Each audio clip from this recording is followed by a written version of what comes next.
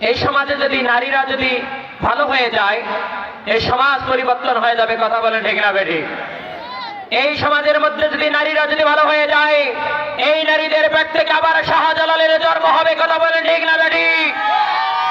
এই সমাজের মধ্যে যদি নারীরা ভালো হয়ে যায়, এই নারীদের পেট থেকে বড় পীর আব্দুল কাদের জিলানীর মতন সন্তানদের জন্ম হবে। কথা বলেন ঠিক না বেঠিক? কিন্তু এই সমাজের মধ্যে নারীরা বেপরোয়ার কারণেই আজকে নারীদের পেট থেকে শাহজালালের জন্ম নেই, নারীদের পেট থেকে ডাকাতের জন্ম। কথা বলে ঠিক না বেঠিক? এই যে আজকে মাহফিল, অসংখ্য মাগুলা আমার বোনেরা এসেছে, কিন্তু অধিকাংশ ম্যাক্সিমাম মায়েরা জলপার আসার আর সাইলতের আসার কেনার জন্য আছে। কথা বলে ঠিক না বেঠিক? এই মাদের পিছনে আরেক শ্রেণীর যুবকরা আছে, এরা তাদের ঘেরানে ঘেরানে ঘরে। কথা বলে ঠিক না বেঠিক? আমার মায়েরা গভীর কান্নাকাটার লম্বা নাই। আমি গুনাহগার আমরের লোককে বলতেছি, আমার মায়েরা, নামাজ পড়ে লাভ কি হবে? রোজা করে লাভ কি হবে? লাভ কি তাহার আমলে? আমলেও লাভ হবে না নবী প্রেম না থাকিলে। কথা বলেন ঠিক না বেঠিক? নামাজ পড়ে কোনো লাভ নাই, রোজা করে কোনো লাভ নাই, হজ করে কোনো লাভ নাই, যাকাত দিয়ে কোনো লাভ নাই। লাভ হবে তখনই যখন এই মুসলমানের ভিতরেই, মুসলমানের শরীরের ভিতরেই আল্লাহর নবীর ভালোবাসা থাকবে। কথা বলেন ঠিক না বেঠিক? তার কারণ আমার নবীর ভালোবাসা ছাড়া প্রতিটা আমল কিয়ামতের দিন আমার আল্লাহ বরবাদ করে দেবে। কথা বলেন ঠিক না বেঠিক? একজন সাহাবী এসে প্রশ্ন করলেন, ইয়া রাসূলুল্লাহ, ইয়া হাবিবাল্লাহ, আমি আপনাকে ভালোবাসি ইয়া রাসূলুল্লাহ, আমি কি মুসলমান নই? আমি কি মুমিন নই? আমার নবী বললেন, না তুমি মুমিন না, এখনো তুমি মুসলমান না। আবার সাহাবী বললেন, ইয়া রাসূলুল্লাহ, ইয়া হাবিবাল্লাহ, ও নবী গো, আমি আমার জীবনের চাইতে, আমি আমার সন্তান সন্ততির চাইতে আমি আপনাকে ভালোবাসি, আমি কি মুমিন না? নবীজি বললেন, না না না, তুমি মুমিন না। আবার লোকটি বলেন, ইয়া রাসূলুল্লাহ, আমি আমার জীবনের চাইতে, পিতামাতার চাইতে, সন্তান সন্ততি চাইতে আমি আপনাকে কলিজার যে কলিজা ভালোবাসি। নবীজি বললেন, এখন সেন তুমি মুমিন। জোরে কন্যা সুবহানাল্লাহ। তার মানে আমার নবীকে এমন করে ভালোবাসতে হবে, পিতা মাতা, বিবি বাচ্চা, এমনকি নিজের জীবনের চাইতে আল্লাহর নবীকে বেশি ভালোবাসতে হবে। তখনই ওই লোকটা মুমিন হিসাবে আল্লাহর কাতারে শামিল হয়ে যাবে। কথা বলেন ঠিক না বেঠিক? আমার ভাইয়ের আর লম্বা নাই, আমি যে বিষয়ে বলতেছিলাম যে নারীরা পারিবারিক জীবনে যদি স্বামীর ভালোবাসা পেতে চায়, ওই নারীগুলাকে বিশ্ব নবীর 10টি সুন্নতের উপরে আমল করতে হবে। জোরে জোরে বলেন সুবহানাল্লাহ। তাহলে নারীরা যদি স্বামীর ভালোবাসা পেতে চায়, তাহলে পারিবারিক জীবনে কয়টি নবীজির সুন্নাহ পালন করতে হবে? 10টি সুন্নাহ পালন করতে হবে। তাহলে ওই সমস্ত নারীগুলাকে স্বামী পাগলের মতো ভালোবাসবে। কথা বলে ঠিক না বেঠিক? তার কারণ আমার নবীর সুন্নাহ নাই যেখানে শান্তি নাই সেখানে, নবীর সুন্নাহ আছে যেখানেই শান্তি আছে সেখানে। আমার ভাইয়েরা গভীর কান লাগান। এ মা, পর্দার আড়ালে যারা আমি গুনাহগারকে প্রজেক্টরের মাধ্যমে কিংবা আমি গুনাহগারের কথাগুলো শ্রবণ করতেছো, মায়েরা রে, গভীর কান লাগান মায়েরা। যদি স্বামীর ভালোবাসা পেতে চাও, 10টি নবীজির সুন্নাহ পালন করো। 1 নাম্বার যে নবীজির সুন্নাহ, নামাজ পড়ার পরে মায়েরা স্বামীদের জন্য দোয়া করতে হবে। জোরে কোন সুবহানাল্লাহ। আমার মায়েরা, হাদিস শব্দের অর্থ কি? বিশ্বনবী সাল্লাল্লাহু পতাকা ও মৌন সম্মতিকে হাদিস বলা হয়। পক্ষান্তরে সাহাবায়ে কেরামের সম্মতিকে হাদিস বলা হয়। আম্মা জান খাদিজা রাদিয়াল্লাহু তাআলা আনহা বলেন, হে দুনিয়ার নারীরা, তোমরা যদি স্বামীর ভালোবাসা পেতে চাও, তোমরা অবশ্যই করে নামাজ পড়ার পরে তোমার স্বামীদের জন্য দোয়া করো। জোরে কন্যা সুবহানাল্লাহ। আমার মায়েরা, তাহলে 1 নম্বর কাজ হলো আপনার জন্য প্রতি নামাজ 5 ওয়াক্ত নামাজ পড়ার পরে স্বামীদের জন্য আপনারা দোয়া করবেন। তাহলে পাগলের মতো তোমার স্বামী তোমাকে ভালোবাসে। আমার মায়েরা গভীর কান লাগাও। আমারে 2 নম্বর হচ্ছে মায়েরা, 2 নম্বর হচ্ছে তার বৈধ কথাগুলো আপনাকে জীবন দিয়ে হলো শুনতে হবে। আমার মায়েরা, স্বামী যেটা আদেশ করবে সেটা যদি বৈধ হয়, শরীয়ত সম্মত হয়, অবশ্যই করে আপনাকে সেটা মেনে নিতে হবে। আমার মায়েরা, আপনাকে জীবন দিয়ে হলো মেনে নিতে হবে। 3 নম্বর, আমার মায়েরা, স্বামীকে হাসি খুশিতে রাখতে হবে। যদি আপনারা স্বামীকে হাসি খুশিতে রাখতে পারেন, তাহলে আমার মায়েরা পারিবারিক জীবনে আপনারা সুখ পাবেন। কিন্তু মারে মা, স্বামীদেরকে হাসি খুশিতে রাখেন না, হাসি খুশিতে আপনারা রাখেন দেওর আর বউনাইকে। কথা বলেন ঠিক না বেঠি? খালি স্বামী বাড়িতে আসলে মুখ কাউকে খেলা করে গো, আর বউনাই আর দেওর আসলে ও মা হাসতে হাসতে দৌড়ে। কথা বলে ঠিক না বেটি? অথচ স্বামী যদি হাসি খুশি থাকে, তোমার জীবনের সগীরা গুনাহ আমার আল্লাহ মাফ করে দিবে। আর তোমরা যে দেওর আর বউনাইকে হাসি খুশি রাখো, এই দুইটা লোকের কাছে গেলেই তো আপনারা ঈমান হারাবেন। এই দুইটা লোকের কাছে গেলে তো আপনারা ইজ্জত হারার যাতা কলে ঘুরবেন, আপনার আমলনামায় তো গুনাহ হবে। আরো দেখবেন বউনাই আর দেওরের রটে যাবে আর কাকে বাটা বুলবুলে, বাটা বুলবুলে, বাটা ভরা পান দুলে ভাই খাওয়া ডারবান। মায়েরা সাবধান হয়ে যান। খালি ওয়াজ শুনলে হবে না, ওয়াজ মানতে হবে, ওয়াজকে বুঝতে হবে। আমার মায়েরা, এ মায়েরা, এবারে আসেন মায়েরা। 4র্থ নম্বর হচ্ছে মায়েরা, একজন যখন রেগে যাবে আর একজন আপনারা শান্ত হয়ে যাবেন, তাহলে ওই ফ্যামিলির উপরে আমার আল্লাহর রহমত চলে আসবে। জোরে বলেন ঠিক না বেঠি? আমার মায়েরা, পারিবারিক জীবনে বাঁচতে পারে বাঁচাটা স্বাভাবিক। যেহেতু রাসূল কারীম সাল্লাল্লাহু আলাইহি ওয়াসাল্লামের ঘরের মধ্যে ডাঙাডাঙি বাজছে আম্মা জান আয়েশা, আর নবী বাজছে খটকা খটকি। এমত অবস্থায় নবীজিও কথা বলে না, আম্মা জান আয়েশাও কথা বলে না। এমত অবস্থায় দুপুর বেলায় হযরত ওমর রাদিয়াল্লাহু তাআলা আনহু নবীজির বাড়িতে গেলেন। যাওয়ার পরে দেখে নবীজি কথা বলে না, আম্মা জান আয়েশা এক মুখ হয়ে আছে, নবীজি আরেক মুখ হয়ে আছে, কেউ কারোর সাথে কথা বলে না। ওমর ফারুক রাদিয়াল্লাহু তাআলা আনহু এমন জ্ঞান গরিমা, আমার নবী বলেছে আমি হলাম আনা খাতামুন নবিয়্যিন লা নবী বাদি, আমি হলাম নবীদের শেষ, আমার পর আর কোনো নবী নাই। আমি রাসূলের পর এই পৃথিবীতে যদি আর কোনো নবী না দিল হতো, নবী যদি প্রেরিত হতো, তাহলে হযরত ওমর এই নবী হয়ে যেত। জোরে কন্না সুবহানাল্লাহ। এই ওমরের এমন নবী হওয়ার যোগ্যতা ছিল। ওমর রাদিয়াল্লাহু তাআলা আনহু বিশ্ব নবীর বাড়িতে গেলেন, যাওয়ার পরে দেখেন নবীজি কথা বলে না, আয়েশা এক মুখ হয়ে, নবীজি আরেক মুখ হয়ে আছে। এমত অবস্থায় হযরত ওমর রাদিয়াল্লাহু তাআলা আনহু বিশ্ব নবীর বারান্দায় পাড়া দিয়া ওমর রাদিয়াল্লাহু তাআলা আনহু উচ্চ আওয়াজে বলেছে, হে নবীর বিবি আয়েশা, তুমি কোন নবীর ব্যাপারে মন খারাপ করে আছো? আমার আল্লাহ যদি ইচ্ছা করে তোমার চাইতে সুন্দর রমণীকে দিয়ে আমার আল্লাহ আবার দ্বিতীয়বার বিশ্ব নবীকে বিয়ে দিয়ে দিবে। জোরে কন্না সুবহানাল্লাহ। তাহলে আমার মায়েরা, এই কথার দ্বারা আমি আপনাকে বোঝাতে চাচ্ছি, নবীর পরিবারে যদি খটকা খটকি বাঁচতে পারে, তাহলে তোমার আমার বাড়িতে বাজাটা স্বাভাবিক। কথা বলে ঠিক না বেঠি? আর যে পরিবারই খটকা খটকি বাজে, এটা শুধুমাত্র শয়তানের কারণে হয়ে থাকে। কথা বলেন ঠিক না বেঠি? যদি কোনো মানুষ বলে, বাবা হুজুর, আমি তোমার বড় আম্মার সাথে, তোমার চাচির সাথে 50 বছর ঘর সংসার করছি, জীবনে একদিন খটকা খটকি বাজে নাই, বুঝে নিবেন। এই কথা যদি কোনো মানুষ বলে, বুঝবেন হয় এটা মিথ্যাবাদী, নাহলে বউয়ের গোলাম। কথা বলে ঠিক না বেটি? মহিলা মানে বাঁকা হারে তৈরি, তার সাথে সংসার করতেছে, তার সাথে বাঁচবে না, বাঁচবে কার সাথে রে ভাইয়েরা? কথা কন না কেন?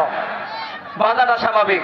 কিন্তু আমার ভাইয়েরা, কিন্তু বাবা রে, নারী মানুষ এমন নারী, একে যদি আপনি যদি একদম চিপি ধরেন, শক্ত করে ধরেন, তাহলে সংসার নষ্ট হবে।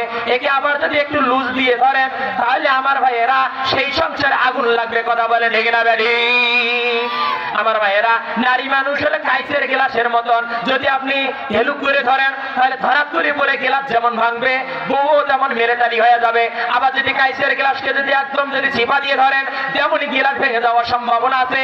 নারী মানুষকে একবারে যদি আপনি চেপে ধরেন, তার মানে বাড়ির থেকে বাড়াতে না দেন, একটু তার স্বাধীনতা না দেন, ওই বউ প্রয়োজনে স্বামী তালাক দিয়ে বাবার বাড়ি চলে যাবে। কথা বলে ঠিক না বেঠি? তার মানে এই নারী বাগাহারের তৈরি। এই নারীকে যেমনই করে চলা যায়, তেমনই করে মিল দিয়ে ভুরকি সংসার জীবন চালাতে হবে। কথা বলে ঠিক না বেঠি? আমার ভাইরা, নারী হচ্ছে খাওয়ার পরার পেলে। আর কথা বলে ঠিক না বেঠি? সুন্দর সুন্দর পান আনবেন, মিষ্টি জর্দা দিয়ে সুন্দর খাওয়া গেলেন, হ্যাঁ একেবারে মাও তো দিন আজকে না দিন তো আনছেন রে, খুশি হবে। আর তোমরা বেদরারা যেটা ধরি গেলে কাম হবে না সেটা ধরি যান, আর বউয়ের খালি মুখে চলি যান। এই জন্য তো যে স্বামী ঠ্যাংনা দিয়ে বিজনেস করে তারা কি খেদমত করে। আমার ভাইয়েরা আর লম্বা করতে গেলাম না, হাসির খোরাক দেওয়ার জন্য বলে নাই বাবাজিরা গভীর কান লাগান। এই মা পর্দার যারা আছেন গভীর কান লাগান। মানে পঞ্চম নাম্বার আছে আমার ভাইয়েরা, স্বামীর ভালো কাজের প্রশংসা করতে হবে। স্বামী যদি ভালো কাজ করে সেটার প্রশংসা শুকরিয়া আদায় করবি, সেই স্বামী তোমাকে পাগলের মতো ভালোবাসবে। যদি স্বামীর ভালো কাজের প্রশংসা না করো এ মায়েরা, তাহলে ওই স্বামী পরক্রিয়া প্রেমের মধ্যে পড়ে যাবে। কথা বলে ঠিক না বেরি? যদি পরক্রিয়া প্রেম থেকে যদি স্বামীকে যদি বাঁচাতে চাও আমার মায়েরা, তাহলে প্রতিটা সেকেন্ডে সেকেন্ডে মুহূর্তে মুহূর্তে তোমরা স্বামীর ভালো কাজের প্রশংসা করো। কথা বলে ঠিক না বেরি? আমার মায়েরা আর লম্বা করতে গেলাম না মায়েরা রে। 6 নাম্বার আছে মায়েরা, স্বামীর সাথে মাঝে মাঝে তোমাকে আড্ডা দেওয়া লাগবে।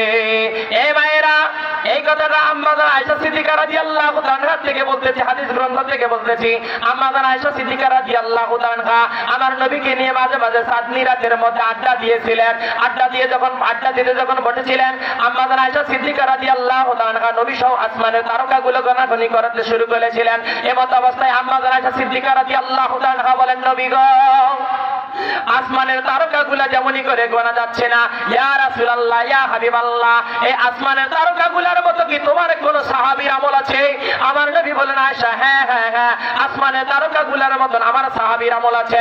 তখন আম্মা জান আয়েশা বললেন, নবী গো, সেই আমল আছে কোন সাহাবীর বলো না।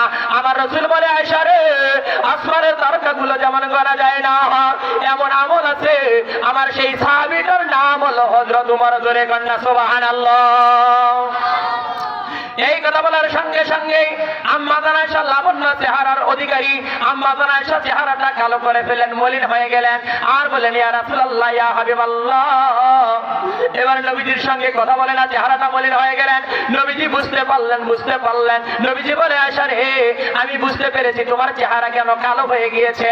যেহেতু প্রতিটা নারী চায় তার পিতা মাতার প্রশংসা করে। কথা বলে ঠিক না বেটি?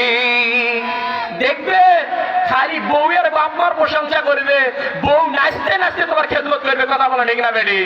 খালি বউয়ের বাপমা বাদ দিয়ে খালি আরেকজন কাটটা করো। আমার ভাইয়েরা, ঠান্ডার দিনে গরম পানি পর্যন্ত করে দিবেন না। কথা বলে ঠিক না বেটি? আরো যদি জোর করি গরম পানি করি নেন, ঠান্ডা পানি ভাত না দিয়ে ওদের গাছ ঢালিতে চামড়া পুরি ফেলবে। কথা বলে ঠিক না বেটি? আমার ভাইয়েরা আর আমরা করতে গেলাম না, ভাইয়েরা গভীর কান লাগান। এবার নবীজি বললেন, ওমর রাদিয়াল্লাহু তাআলা। এই কথা বলার সঙ্গে সঙ্গে চেহারাটা মলিন হয়ে গেল। নবীজি বলে, আয়েশা রে, মন খারাপ করার কোনো প্রয়োজন নাই। ইয়া আয়েশা রে, আসমানের তারকাগুলো যেমন গোনা যায় না এমন আছে সেই সাহাবীটা ওমরের কথা বলেছি, এই জন্য তুমি মনটা খারাপ করেছো।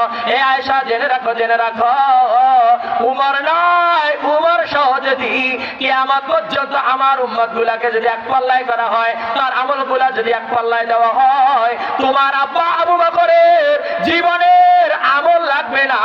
তোমার আব্বার আবু বকরের এক রাতের আমল যদি এক পাল্লায় তুলে দেওয়া হয়, তবুও কিয়ামত পর্যন্ত আমার উম্মতের আমলের সমান হবে না। জোরে কন্যা সুবহানাল্লাহ।